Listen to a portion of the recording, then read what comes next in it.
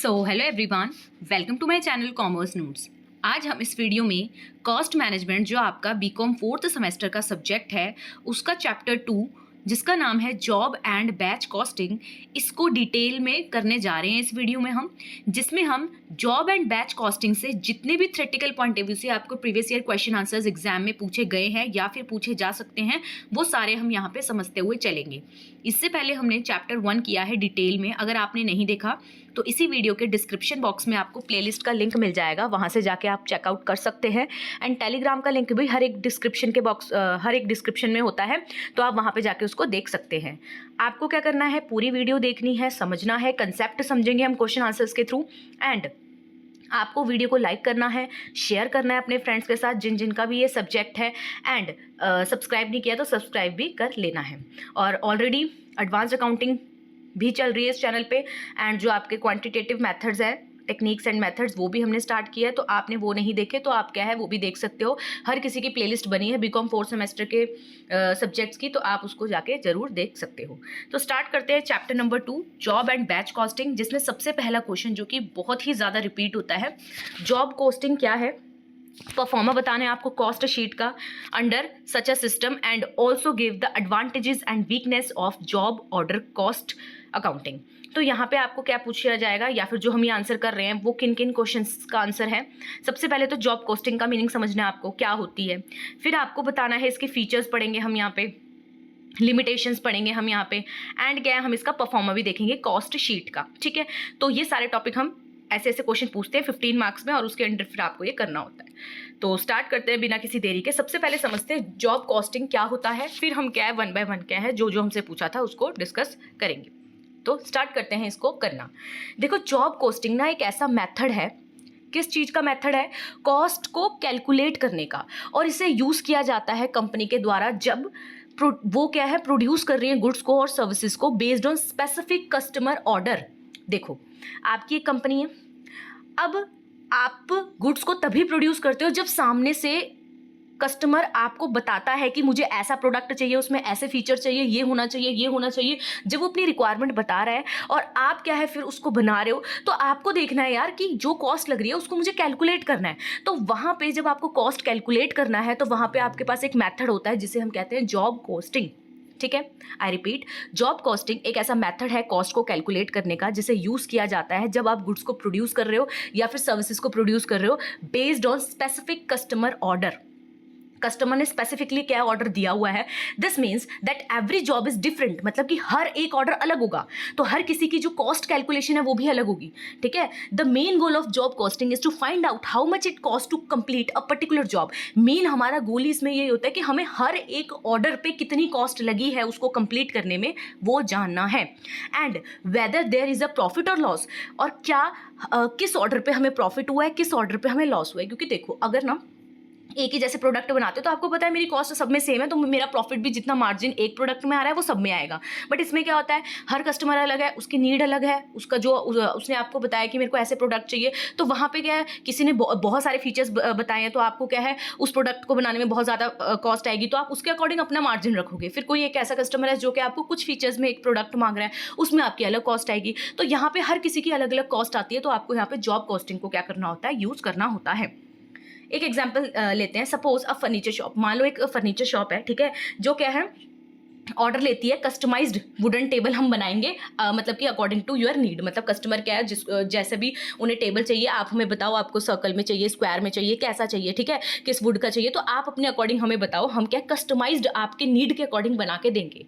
अब देखो, हर कोई कस्टमर यूनिक ऑर्डर देगा, है ना, तो कॉस्ट की मतलब हर कोई ये कह लो वुड अलग बोलेगा कि हमें ऐसी वुड का चाहिए, ठीक है, इस डिज़ाइन का चाहिए, तो हर किसी में कॉस्ट क्या आने वाली है, अलग अलग आने वाली है। तो भाई अब ये कॉस्ट कैसे कैलकुलेट करें, तो वहाँ पे रोल आता है हमारे जॉब कॉस्टिंग का। तो होप आपको मीनिंग क्या है समझ आया होगा। एक बार और यहाँ पे इसको देख लेते हैं। तो क्या बोल रहे, जॉब कॉस्टिंग एक ऐसा मेथड है, ठीक है, जिसे हम यूज़ करते हैं डिटरमाइन करने के लिए, जानने के लिए कि जब हम एक स्पेसिफिक जॉब या कोई प्रोजेक्ट कैरी आउट कर रहे हैं कस्टमर के स्पेसिफिकेशंस के अकॉर्डिंग, उसने जो स्पेसिफाई किया है कि मुझे ऐसा ऐसा प्रोडक्ट चाहिए, तो वहाँ पे क्या है हमें कॉस्ट को कैलकुलेट करना है कि भाई उसके जो नीड के अकॉर्डिंग हम प्रोडक्ट तो बना दे रहे हैं, बट हमारी कॉस्ट कितनी लग रही है।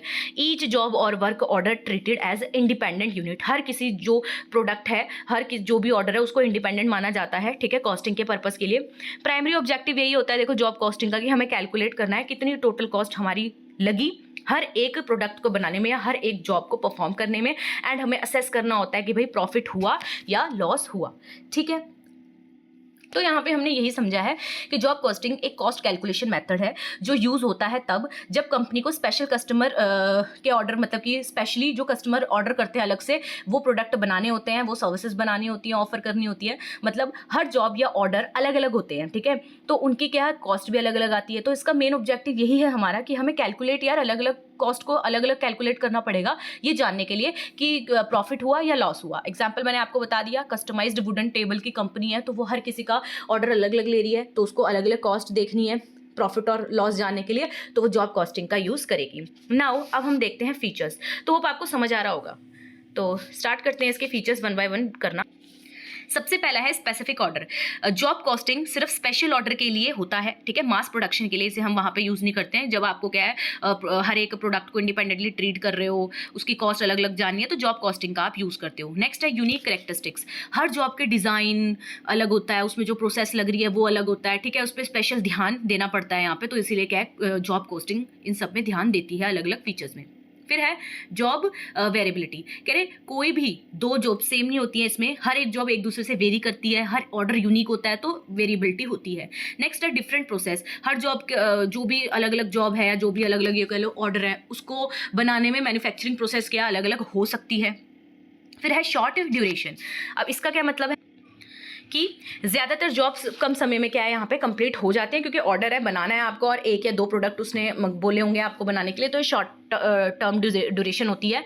नेक्स्ट है आपका distinct material and labour requirement. Her job के लिए अलग अलग मटेरियल चाहिए हो सकता है, अलग अलग लेबर चाहिए हो सकती है आपको। नेक्स्ट है सेपरेट आइडेंटिटी। हर जॉब का अलग रिकॉर्ड क्या है मेंटेन किया जाता है, उसकी डिटेलिंग्स क्या अलग से मेंटेन किया जाती है। फिर है इंडिविजुअल कॉस्ट यूनिट। हर जॉब की एक इंडिपेंडेंट यूनिट की तरह उसको ट्रीट किया जाता है कि ये दूसरे से अलग है, इसकी कॉस्ट को अलग प्रॉपर तरीके से हमें क्या है कैलकुलेट करते हुए चलना है। नेक्स्ट है जॉब नंबरिंग।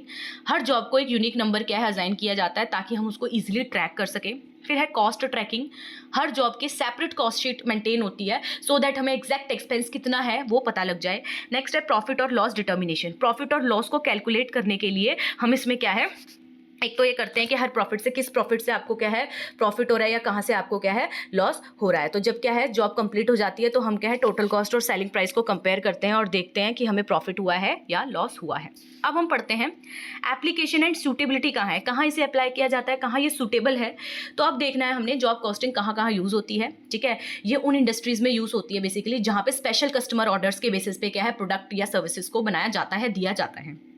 जैसे प्रिंटिंग प्रेस हो गया, जैसे बुक्स हो गए, इसमें न्यूज़पेपर हो गए, या इनविटेशन कार्ड है। सबसे अच्छा इसका ये एग्जांपल है इनविटेशन कार्ड है। भाई हर किसी की रिक्वायरमेंट अलग होगी, वो अलग फीचर्स उसमें डालना चाहेगा, तो वहाँ पे वो जॉब कॉस्टिंग देखेंगे कि भाई ऐसा नहीं है ना एक कार्ड का जो प्राइस है वो सब में लगा देंगे, नहीं, हर कार्ड का क्या अलग अलग प्राइस होता है अकॉर्डिंग टू फीचर सामने वाला कैसे डिमांड कर रहा है। नेक्स्ट है फर्नीचर शॉप। अभी हमने एग्जाम्पल ही देखा फर्नीचर शॉप का। फिर आता है आपका शिप बिल्डिंग इंडस्ट्रीज, जहाँ पे हर मतलब शिप की अलग अलग रिक्वायरमेंट होती है, ठीक है, उस बेसिस पे बनाना पड़ता है। फिर जनरल इंजीनियरिंग वर्क है, ठीक है, स्पेशल मशीन्स या फिर जो टूल्स होते हैं वो भी क्या अलग अलग आपको बनाने होते हैं। फिर आता है मशीन टूल्स मैन्युफैक्चरिंग, मैंने बता दिया। फिर ये कुछ क्या है एग्जाम्पल्स हैं। अब नेक्स्ट है आपका जॉब कॉस्ट शीट का परफॉर्मा आपसे पूछा गया था, तो इसको भी हम क्या है पढ़ लेते हैं। तो अब हमने पढ़ना है कि जॉब कॉस्ट शीट जो हम बना रहे हैं हर एक प्रोडक्ट के लिए अलग अलग क्या कॉस्ट शीट को हम मेंटेन करते हैं प्रॉपर फॉर्मेट में, तो वही समझते हैं कि इसमें क्या क्या लिखा जाता है। तो देखो ये है सबसे पहले क्या जॉब ऑर्डर का नंबर होता है, ठीक है। अभी मैंने आपको बताया कि हर किसी को अलग अलग नंबर क्या असाइन होता है। फिर डिस्क्रिप्शन देते हैं उसकी। फिर क्या है डेट ऑफ कमेंसमेंट कि कब हम स्टार्ट कर रहे हैं इसको। फिर यहाँ पे कस्टमर का नंबर होता है, नेम होता है, क्वांटिटी होती है, डेट ऑफ कंप्लीटेशन की कब क्या है आपने इस प्रोडक्ट को बना दिया है। फिर नीचे मटीरियल लेबर ओवरहेड का सेक्शन बनता है जिसमें क्या मटीरियल में डेट लिखा जाता है, डिपार्टमेंट लिखा जाता है, मटेरियल रिक्विजिशन नंबर लिखा जाता है और अमाउंट लिखी जाती है। लेबर में भी आप डेट लिखते हो, डिपार्टमेंट लिखते हो, जॉब टाइम कार्ड नंबर आता है यहाँ पे एंड अमाउंट लिखी जाती है। फिर ओवरहेड में डेट, डिपार्टमेंट, रेट या फिर बेसिस, किस बेसिस पे आपने वो किया है, उसके बाद अमाउंट एब्जॉर्ब्ड कितनी हुई है, और नीचे क्या है फाइनली इनका टोटल आता है। और उसके बाद कॉस्ट समरी देख लें तो यहाँ पे ऐसे भी कर सकते हो, एलिमेंट ऑफ कॉस्ट के कौन कौन से आपके लगे हैं, लाइक डायरेक्ट मटीरियल लगा है, डायरेक्ट लेबर लगा है, डायरेक्ट एक्सपेंसेस लगे हैं, तो इनको प्लस करके प्राइम कॉस्ट आ जाती है आपकी, ठीक है। फिर ये देखो कॉस्ट शीट आपने की भी होगी, पहले भी थी आपको ये, ठीक है। तो यहाँ पे एस्टिमेटेड कॉस्ट आ जाएगा कितनी है, एक्चुअल कॉस्ट कितनी आई, और इनमें एक डिफरेंस आ रहा है तो वो क्या होता है, वेरिएंस ट्रीट होता है। यहाँ जॉब नंबर लिख दिया, डिस्क्रिप्शन लिख दिया, यूनिट प्रोड्यूस लिख दिया, कॉस्ट पर यूनिट लिख दिया, रिमार्क प्रिपेयर्ड किसने किया है, चेक किसने किया है, ठीक है। तो ये परफॉर्मा आपको थोड़ा सा क्या है ध्यान में रखना पड़ेगा, क्योंकि अगर 15 मार्क्स में क्वेश्चन आएगा तो आपको क्या है परफॉर्मा भी पूछ लिया जा सकता है, तो आपको क्या है इनको देख के जाना है। उसके बाद है आपका एडवांटेजेस पढ़ लेते हैं। Job order costing, job order cost accounting के क्या एडवांटेज होते हैं, क्या फ़ायदे होते हैं। तो देखो क्या लिखा है, हर एक जॉब का डिटेल एनालिसिस मिलता है हमें, है ना। अगर हम जॉब कॉस्टिंग करते हैं तो हमें हर एक ऑर्डर का डिटेल एनालिसिस मिल जाता है। मैनेजमेंट को कॉस्ट और प्रॉफिट पता चलता है डिटेल में। फिर थर्ड पॉइंट है फ्यूचर कॉस्ट एस्टिमेशन में, ये हमें हेल्प करता है कि फ्यूचर में कितनी कॉस्ट एस्टिमेट होगी। फिर है स्पॉइलेज और डिफेक्टिव वर्क है उसको आइडेंटिफाई करने में ये हमारी हेल्प करता है जॉब कॉस्टिंग। कॉस्ट कंट्रोल कैसे करना है, बजटिंग कैसे करेंगे आगे, उस पर भी ये हेल्प करता है। एंड बिजनेस को टेंडर और कोटेशन सबमिट करने में भी क्या है ये बहुत ज़्यादा आपकी हेल्प करता है, ठीक है। तो एक कंस्ट्रक्शन कंपनी है मान लो, वो जॉब कॉस्टिंग को यूज़ करती है ताकि उसको बिल्डिंग के फ्यूचर प्रोजेक्ट है जो उसका कॉस्ट क्या है एस्टिमेट करने में हेल्प हो। तो भाई बहुत सारे इसके फ़ायदे होते हैं। फिर कुछ लिमिटेशंस भी है या डिसएडवांटेजेस भी हैं। तो क्या है, टाइम कंज्यूमिंग प्रोसेस है, क्योंकि ठीक है, क्योंकि हर जॉब को क्या है अलग अलग आपको रिकॉर्ड उसके मेंटेन करने पड़ रहे हैं। फिर है नेक्स्ट, ज़्यादा क्लैरिकल स्टाफ की ज़रूरत तो पड़ती है यहाँ पे, ठीक है, जो कि हो सकता है कॉस्टली पड़े बिजनेस को। फिर है हिस्टोरिकल कॉस्टिंग सिस्टम होने की वजह से क्या एक्चुअल कॉस्ट का हमें पता ही नहीं चलता है कि मतलब पता नहीं लगता है कि कंपटीशन के बाद। फिर है एरर होने के चांसेस भी होते हैं, मतलब मान लो जैसे किसी और जॉब का कॉस्ट है वो गलती से किसी और में रिकॉर्ड कर ली, तो यहाँ पे क्या एरर होने के चांसेस भी बढ़ते हैं। तो इस तरीके से भी क्या है ये कुछ आपके डिसएडवांटेजेस हैं। फिर लिखा है जॉब कॉस्टिंग टेक्निक्स क्या है, वेरी एक्सपेंसिव बन सकती है, हमने पढ़ लिया। फिर हमने ये पढ़ लिया job costing does not facilitate control of cost, ठीक है, वो आपको बता देगी कि क्या कैसे है फॉर कंट्रोलिंग, पर अगर कंट्रोलिंग करनी है तो क्या है आपको रिलाई करना पड़ेगा स्टैंडर्ड कॉस्टिंग सिस्टम में। तो ये क्या है इसके कुछ डिसएडवांटेजेस हैं। अब हम पढ़ते हैं नेक्स्ट। आपको देखो फिर से वही पूछ लिया जॉब कॉस्टिंग जो कि अभी हमने किया है। फिर यहाँ पे आपको अब इस वाले क्वेश्चन में हम डिटेल में करेंगे प्रोसीजर, वेरी वेरी इंपॉर्टेंट है 15 मार्क्स में मीनिंग के साथ। या तो अगर अकेला आएगा क्वेश्चन तो वो आएगा आपका प्रोसीजर ऑफ जॉब कॉस्टिंग। तो हमने अभी तक क्या किया, मीनिंग किया, करेक्टरिस्टिक्स किए, एडवांटेजेस कर लिए, डिसएडवांटेजेस कर लिए एंड परफॉर्मा देखा हमने जॉब कॉस्टिंग अकाउंटिंग का। अब हम करते हैं यहाँ पे डिटेल में आपके प्रोसीजर ऑफ जॉब कॉस्टिंग क्या होता है। तो चलिए स्टार्ट करते हैं। सबसे पहला है receipt of an enquiry. First of all a customer seek an enquiry about the price quality to maintain the duration within which the order is to be executed and other items of the job before placing an order. सबसे पहले क्या है, inquiry की receipt आती है customer की तरफ से कि भाई हमें इस प्रोडक्ट का इतने प्राइस पे इस क्वालिटी का प्रोडक्ट चाहिए, इतने टाइम के अंदर चाहिए, ठीक है, तो वो इंक्वायरी करेगा। नेक्स्ट है estimation of the price of the job. जो कॉस्ट डिपार्टमेंट है वो प्रिपेयर करेगा एक एस्टिमेट कि भाई कितनी कॉस्ट हमें लगेगी इस जॉब को परफॉर्म करने में, ठीक है, और वो इस तरीके से इसको बनाएगा सो दैट वो भी अपने दिमाग में रखे कि कस्टमर ने क्या स्पेसिफिक रिक्वायरमेंट बोली है। The profit required to be maintain, वो ये भी देखेंगे कि कितना उनको इस पे प्रॉफिट अर्न करना है, ठीक है, उसको ऐड करेंगे और फिर एक टोटल कॉस्ट बना के देंगे कि इतना क्या है टोटल कॉस्ट, मतलब इतना प्राइस हम चार्ज करेंगे इस जॉब को परफॉर्म करने के बाद, और उसको कोट करके कस्टमर को दे देंगे। Third, quotation the price after ascertaining, जैसे ही उन्होंने जान लिया कि कितना कोटेशन प्राइस हमने उस जॉब का रखना है तो उसको सेंड कर दिया जाएगा प्रोस्पेक्टिव कस्टमर को। उसके बाद है रिसीट ऑफ ऑर्डर। इसमें क्या होगा, अगर जो कस्टमर है वो सेटिस्फाई है कि ठीक है इतना प्राइस वो पे कर देंगे, तो वो क्या करेगा फाइनली प्लेस कर देगा ऑर्डर को कि भाई हम लेने के लिए तैयार हैं, आप क्या है इसको बनाना स्टार्ट करो। नेक्स्ट है जॉब ऑर्डर नंबर। अब जॉब ऑर्डर नंबर में क्या होता है कि जब कोई ऑर्डर मिलता है ना तो उसको एक यूनिक नंबर क्या है हम असाइन कर देते हैं। इस नंबर को उस जॉब की मतलब पूरी प्रोडक्शन प्रोसेस में ट्रैक किया जा सकता है कि अभी किस प्रोसेस में है, वर्क इन प्रोग्रेस है, फाइनल गुड बन गया है, कितना, मतलब प्रोग्रेस को हम देख सकते हैं इस नंबर के थ्रू। एग्जाम्पल ले लेते हैं इसका हम, अगर एक कंपनी है वो कस्टमाइज्ड फर्नीचर बनाती है तो उसने हर एक टेबल के लिए या चेयर के लिए क्या है एक एक नंबर क्या है असाइन किया होगा, और वो क्या है उस अगर मान लो कस्टमर की क्वारी आ रही है कि भाई कितना कहाँ तक बन गया प्रोडक्ट, तो वो उस नंबर को अपने सिस्टम में डालेंगे और देखेंगे उसका जो स्टेटस होगा वो वहाँ पे बताया होगा कि हाँ भाई अभी वर्क इन प्रोग्रेस में है, तो वो क्या है फिर कस्टमर की जो क्वारी है उसका आंसर दे देंगे, ठीक है। फिर आता है आपका प्रोडक्शन ऑर्डर। अब इसमें क्या होता है, प्रोडक्शन डिपार्टमेंट को एक ऑफिशियल ऑर्डर दिया जाता है जिसमें जॉब की डिटेल्स होती हैं। इसमें ये बताया जाता है कि कौन सा मटेरियल चाहिए, किस मशीन में आपको बनाना है, किस टाइप की लेबर यहाँ यूज़ होने वाली है। एग्जाम्पल, अगर एक गारमेंट फैक्ट्री है, वो एक डिज़ाइनर सूट का ऑर्डर लेती है, तो प्रोडक्शन डिपार्टमेंट को ये बताया जाना चाहिए कि कौन सा फैब्रिक इसमें यूज़ होना है, कैसे स्टिचिंग पैटर्न होने वाला है, क्योंकि कस्टमर ने जो बोला होगा आपको उस अकॉर्डिंग ही करना पड़ेगा। फिर recording of cost, her job के जो कॉस्ट है उसको अलग अलग रिकॉर्ड उसका मेंटेन किया जाएगा। कॉस्टिंग में direct material, direct labour, overhead, ये सब इंक्लूड किया जाएगा। एग्जाम्पल देख लेते हैं इसका सो दैट और क्लैरिटी। मान लो अगर एक एडवर्टाइजिंग एजेंसी है, वो एक टीवी एड शूट करती है, तो वो एक्टर की फीस, कैमरा रेंट और एडिटिंग कॉस्ट को अलग अलग रिकॉर्ड करेगी। ठीक है, सब चीज़ों को अलग अलग वो कंसिडर करेगी। फिर है आपका ये रिकॉर्डिंग ऑफ कॉस्ट हो गया हमारा। उसके बाद है आपका completion of job and profit calculation. अब इसमें क्या होगा, जब जॉब कंप्लीट हो जाएगी, ऑर्डर बन जाएगा, ठीक है, तो एक जॉब कंप्लीटेशन रिपोर्ट भी बनाई जाती है। ठीक है, जॉब का टोटल कॉस्ट क्या आया, उस पर प्रॉफिट हुआ, लॉस हुआ, उसको कैलकुलेट किया जाता है। एग्जाम्पल, अगर एक केक शॉप है, वो एक कस्टमाइज्ड केक बना रही है मान लो, तो वो ऑर्डर के कंप्लीट होने के बाद देखेगी कि भाई मेरे कितने इंग्रेडिएंट लगे हैं, ठीक है, डेकोरेशन कॉस्ट कितनी आई है, ये सब। उसके बाद देखेगी इतना कॉस्ट लगी है मेरी, अब इतना तो मुझे प्रॉफिट चाहिए इस पर। फिर वो क्या है, इस चीज़ को टोटल फाइनली देखेगी, अब उसको प्रॉफिट हुआ या लॉस हुआ। तो होप आपको ये पूरा procedure with the help of example in very simple language समझ आया होगा।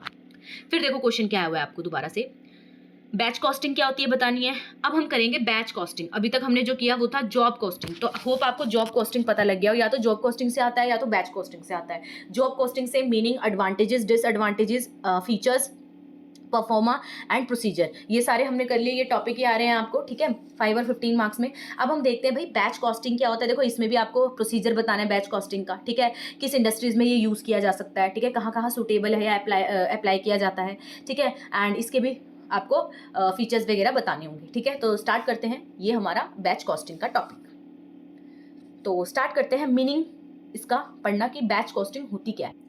तो देखो बैच कॉस्टिंग ना क्या होती है, ये एक ऐसा कंसेप्ट है जब एक ही टाइप के मल्टीपल प्रोडक्ट एक साथ बनाए जाते हैं। एक ही टाइप के प्रोडक्ट बनाने हैं और मल्टीपल बनाने हैं, बहुत ज़्यादा बनाने हैं, ठीक है, एक ही साथ बनाने हैं, तो क्या है, बैच कॉस्टिंग का हम यूज़ कर लेते हैं। सिंपल अगर इसकी डेफिनेशन की बात करें तो जो बैच कॉस्टिंग है ना, ये एक ऐसा कॉस्टिंग मेथड है जिसमें सेम टाइप के प्रोडक्ट को एक बैच में मैन्युफैक्चर किया जाता है और कॉस्ट एक यूनिट के बेसिस पे क्या है, कैलकुलेट की जाती है। एग्जाम्पल देखते हैं और हमें समझ आ जाएगा इसको ईजिली। एक बेकरी है मान लो, वो एक ही बार में 50 कपकेक्स बनाती है। इस प्रोसेस में सारा मटेरियल एक साथ ही यूज़ करते हैं वो, तो यहाँ पे क्या है, कॉस्टिंग बैच वाइज क्या है यहाँ पे कैलकुलेट की जा सकती है। ठीक है, तो होप आपको बैच कॉस्टिंग क्या होता है ये समझ आया होगा। तो आगे देखते हैं। तो अब आपको ना यहाँ पे पूछा हुआ है क्वेश्चन, पहले तो ये देख लेते हैं कि किन किन इंडस्ट्रीज में क्या है ये मेथड यूज़ होता है, ये वाला जो मेथड है। तो यहाँ पे लिखा हुआ है जैसे कंपोनेंट मैन्युफैक्चर वाली इंडस्ट्री हो गई, बिस्कुट्स एंड मतलब वो अभी हमने देखा ना बेकरी वाली, शूज़ वाली, और टॉय मैन्युफैक्चरिंग हो गई। ठीक है, तो इन इंडस्ट्रीज में क्या इन्हें यूज़ किया जाता है। अब आपका नेक्स्ट क्वेश्चन है, in batch costing how is economic batch quantity determined. कह रहे कि जब आप बैच कॉस्टिंग कर रहे हो ना, तो आपको कैसे पता लगेगा कि यार कितना बैच में हमने मतलब एक बैच में कितने क्वांटिटी आपको क्या है बनानी है। तो कैसे क्या है बेसिकली इकोनॉमिक बैच क्वांटिटी क्या होती है, पहले तो ये समझते हैं, फिर देखेंगे कि कैसे डिटरमाइन इसको करते हैं। अब समझते हैं कि इकोनॉमिक बैच क्वांटिटी क्या होती है। जब भी हम किसी प्रोडक्ट को बैचेस में बनाते हैं ना, तो दो मेजर कॉस्ट वहाँ लगती हैं। एक होती है सेटिंग अप कॉस्ट, एक होती है carrying cost. Setting up cost क्या होती है, मशीन और वर्कर्स, ठीक है, को एक बैच के लिए सेट करना कि इस बैच में इतने मशीन्स से काम होगा और इतने वर्कर्स काम करेंगे। फिर आता है कैरिंग कॉस्ट। इसमें क्या होता है, स्टॉक को, जो भी आपने स्टॉक बनाया है उसको स्टोर करना है, ठीक है, जैसे वेयर हाउस की कॉस्ट आ गई। होल्डिंग कॉस्ट होती है, ये कह लो कि उसको कैरी करने की कितनी कॉस्ट हो रही है आपकी, अगर उस पर इंश्योरेंस करवाया हुआ है, वेयर हाउस का रेंट दे रहे हो। अब ईबीक्यू का मतलब क्या होता है, इकोनॉमिक बैच क्वांटिटी का मतलब क्या होता है, ये होता है, एबीक्यू का मतलब है कि ऐसा बैच साइज जिसमें दोनों कॉस्ट, सेटिंग अप कॉस्ट भी और कैरिंग कॉस्ट भी इक्वल हो, तो उसे कहते हैं इकोनॉमिक बैच क्वांटिटी। समझ आया आपको। तो स्टार्ट करते हैं। अभी हमने पढ़ लिया सेटिंग अप कॉस्ट क्या होती है, मैंने बताया मशीन, टूल्स, ठीक है, कि एक बैच में कितने लगने वाले हैं। फिर एक कैरिंग कॉस्ट हम देखते हैं कि स्टोर करने की बेसिकली, ठीक है, आप क्या उस प्रोडक्ट को स्टोर करके रख रहे हो, तो वहाँ पर आप रेंट दे रहे हो, वेयर हाउस का रेंट दे रहे हो, इंश्योरेंस एक्सपेंसेस दे रहे हो, ठीक है। अब इकोनॉमिक बैच क्वांटिटी मैंने बता दिया, वो वाला पॉइंट जहाँ पे ये दोनों क्या एक दूसरे के यू कह लो इक्वल होती है, ठीक है। फॉर्मूला आप देख सकते हो ईबीक्यू का क्या है, आपको क्या है, 2 ऊपर फिक्स रहेगा, ए एस डिवाइड में सी और होल का आपको यहाँ पे अंडर रूट डालना है। तो ए से क्या है, annual demand of unit, S से सेटिंग अप कॉस्ट, अभी हमने पढ़ा एस से सेटिंग अप कॉस्ट, सी से कैरिंग कॉस्ट आ गया आपका, और एक है एनुअल डिमांड कितनी है यूनिट्स की, और 2 हमेशा यहाँ पे रहेगा, ठीक है। तो एग्जाम्पल आप देख लो, एक एग्जाम्पल दे रखा है, लाइक एनुअल डिमांड है जो कंपोनेंट की, वो आपको पता है 4000 यूनिट आती है। अब सेटिंग अप कॉस्ट है इसमें 100 रुपीज़, और कैरिंग कॉस्ट पर यूनिट है जो पर एनम वो है 20 रुपये, ठीक है। तो EBQ कैसे निकलेगा, 2 को 2 की जगह रखेंगे, ए की जगह हम क्या है 4000 डाल देंगे, एस सेटिंग अप कॉस्ट होती है 100 डाल दो, और डिवाइड में सी मतलब 20। तो इसको क्या है, आपके पास कैलकुलेटर होता है इसीलिए आप सॉल्व कर सकते हो। 200 यूनिट्स आ गया, तो इकोनॉमिक बैच क्वांटिटी आपकी क्या निकल गई, 200 यूनिट्स, ठीक है। इस पे ना बहुत सारे क्वेश्चंस आए हैं जो कि हम डिस्कस करेंगे, तो ये वाला टॉपिक आपको अच्छे से करना है, कुछ नहीं है, ये फॉर्मूला आपको लर्न करना है, और फिर आपको जैसे जैसे क्वेश्चन पूछेंगे आपको वैल्यूज पुट करनी है, वो भी हम डिस्कस करेंगे। आपको लाइक करते रहना है, बस वीडियोस को शेयर भी करना है, सो दैट न्यूमेरिकल्स भी क्या है जल्द से जल्द लाने की कोशिश की जाएगी। अब जो ये क्वेश्चन है ये बहुत ज़्यादा इंपॉर्टेंट है। डिफरेंस पूछा आपको जॉब कॉस्टिंग और बैच कॉस्टिंग में, तो दोनों टॉपिक एक ही क्वेश्चन में यहाँ पे पूछ लिए जाते हैं। एंड लिमिटेशंस पूछी है जॉब कॉस्टिंग की, तो लिमिटेशंस तो हमने पढ़ ली थी जॉब कॉस्टिंग की, जो पहला वाला टॉपिक था। इनके हम यहाँ पे इस वाली वीडियो में मतलब इस वाले क्वेश्चन के आंसर में हम क्या है डिफरेंस करेंगे डिटेल में। तो मीनिंग तो दोनों के क्लियर है ना। अब हम क्या है डिफरेंस देखते हैं कि अगर 15 मार्क्स में ही आएगा आपको डिफरेंस तो कैसे करना है। तो जब भी आपको डिफरेंस का क्वेश्चन आता है ना, तो सबसे पहले जो भी 2 टॉपिक्स पे आपको पूछा है पहले उनको नॉर्मली आप एक्सप्लेन करोगे। नॉर्मली जैसे अभी हमने मीनिंग पढ़ा ना जॉब कॉस्टिंग का, बैच कॉस्टिंग का, वो आपको एक्सप्लेन करना है। उसके बाद आप क्या है डिफरेंस दोगे।